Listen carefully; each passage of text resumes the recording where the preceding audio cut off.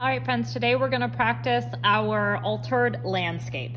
To start, what I want to do is just fill in my large land areas. I'm going to just use this tan color because it's fairly light and I can paint over it later. I think I'm going to turn my painting into a painting about a lightning storm. I just think that's kind of a fun topic because there are lots of different things happening during a storm. So I have a foreground area, a middle ground, and then a background, what's happening in back. Today is all about filling in the big spaces. So I'm not gonna worry about adding things like trees. What I'm going to do is fill in my grassy areas. And next time when I go over this, because I definitely will go back to this, I'm gonna add things like texture and grass lines that show the wind, along with trees and lightning and even some rain.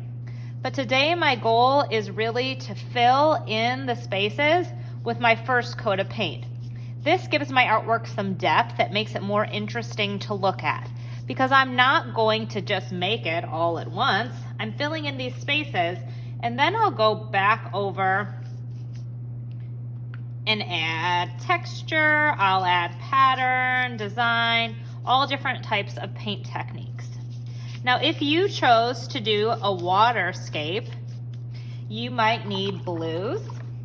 If you chose to do a blizzard or something happening in the winter, maybe you will have white and blue also. Right here, I'm using something called atmospheric perspective. That's a great big word. All it means is when something gets further away, the color gets lighter. It doesn't actually, but your eye perceives it as lighter. So you can see that I used a fairly saturated bright green in the foreground, and in the background, I'm using a lighter green. Now I'm going to move on to the sky. I'm not going to add my clouds today. I am going to use a little bit of this turquoise blue, and I'm going to blend it with the other blue to darken it up. I don't want it to look like a nighttime sky, but I want it to be a little bit darker than that turquoise color. Next time I see you, we'll add the small details, the things like the cloud and the lightning and the rain.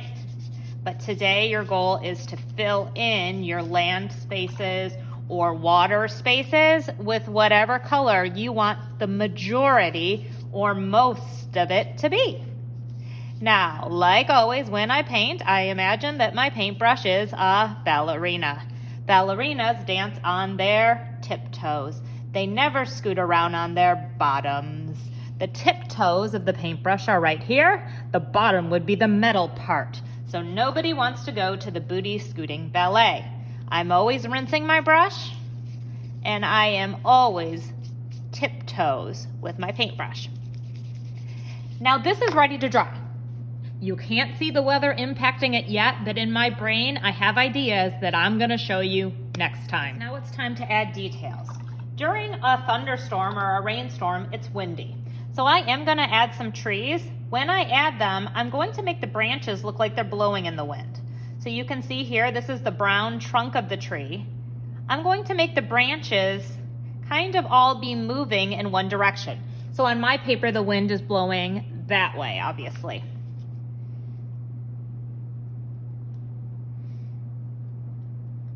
My paint is still a little bit wet, so you'll notice that mine is blending together. Yours probably won't do that. If you want to add buildings, that's a fine choice. Maybe I'll put some buildings in the background.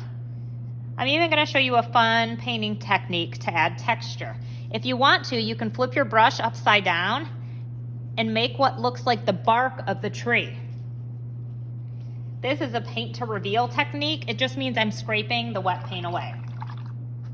Now I'm going to use a different value of green. Value is how light or dark a color is. And I'm going to make grass lines. My grass lines are doing that same movement from left to right, in this case on my paper, to make it look like my grass is blowing that way. I think I'll put a little yellow grass in there too, just for some variety. It's okay if it goes over my tree a little bit. That's actually a technique for creating depth, overlapping. Now maybe in the background, I'll make a little farm. If I wanted to, I could make it look like the farm was impacted by the storm in some way. Maybe I'll do like that, scrape to reveal to make my door.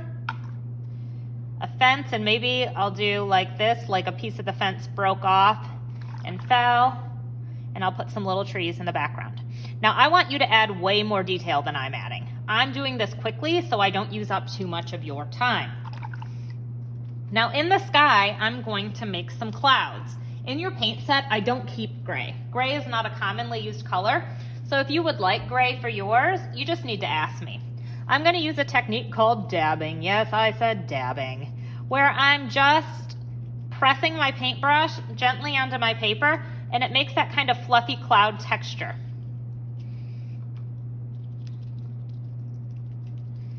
Then I think I'm going to use that gray to add some rain too.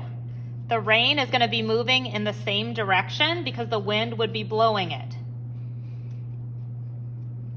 Then I'm going to show you a fun way to add lightning. This is the whole reason I picked to do a lightning storm, because I like to do this step.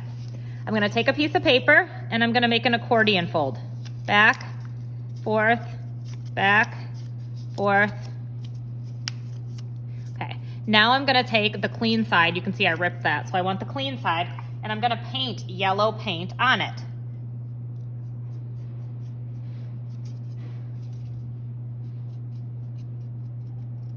Then I'm going to use it like a stamp. I'm going to press it onto my paper to make it look like there's lightning.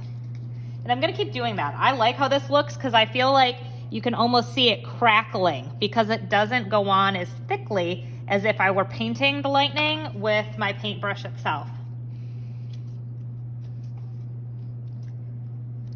So you can see I have what's starting to look like a painting all about a storm. A thunderstorm, you see the wind, you see the rain, you see the lightning, you see the clouds. If this were really my piece, I'd probably keep working on it for a while and add more in the middle ground. But I want to stop so I can see what you're going to do with your altered landscape.